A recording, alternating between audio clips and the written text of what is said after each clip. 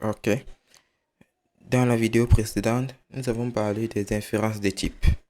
Nous avons vu par exemple que dans ce cas, c'est inutile de préciser le type exact de la variable non, car le type string sera directement inféré à partir de la valeur de la variable. Dans ce cas, je suis obligé de mettre string. Concernant les types et les types de base, nous avons pratiquement tout vu là-dessus. Ok. Ce que nous avons fait jusqu'à présent, nous avons toujours spécifié un type unique à une variable.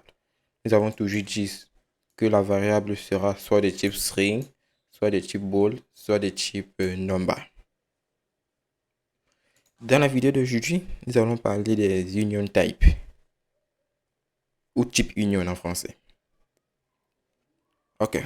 La particularité des union types, c'est que nous pouvons définir plusieurs types possibles à une variable. Prenons un exemple. Cela peut être utile dans le cas où vous aimeriez par exemple avoir une variable qui puisse contenir des valeurs entières et des chaînes de caractères, ou bien une valeur bien précise. Je vais effacer ceci. Nous allons créer une variable, comment est-ce que nous allons l'appeler? Disons test. Yeah. Disons test. Deux points. Nous précisons le type de la variable. Number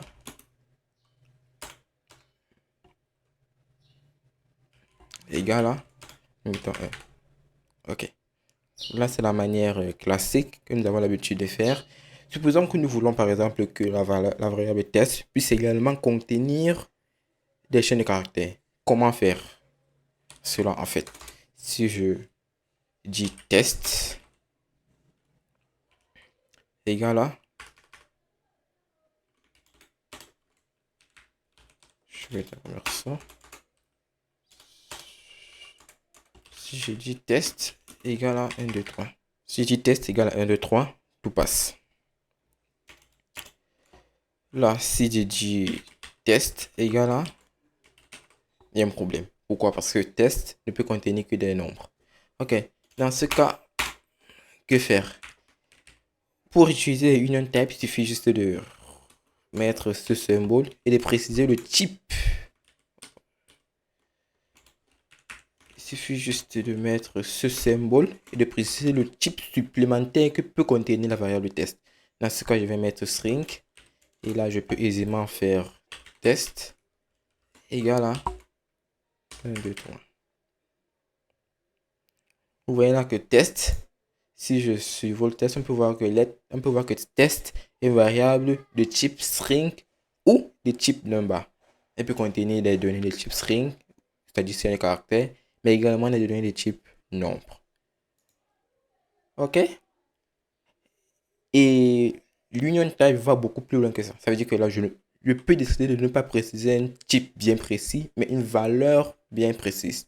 Ça veut dire que là, au lieu de dire string, je peux dire Scott.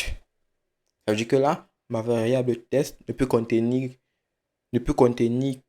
que des nombres ou une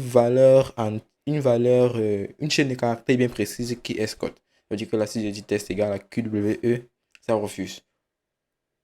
Type QWE is not assigned to type, number or Scott. Ça veut dire que là, je ne peux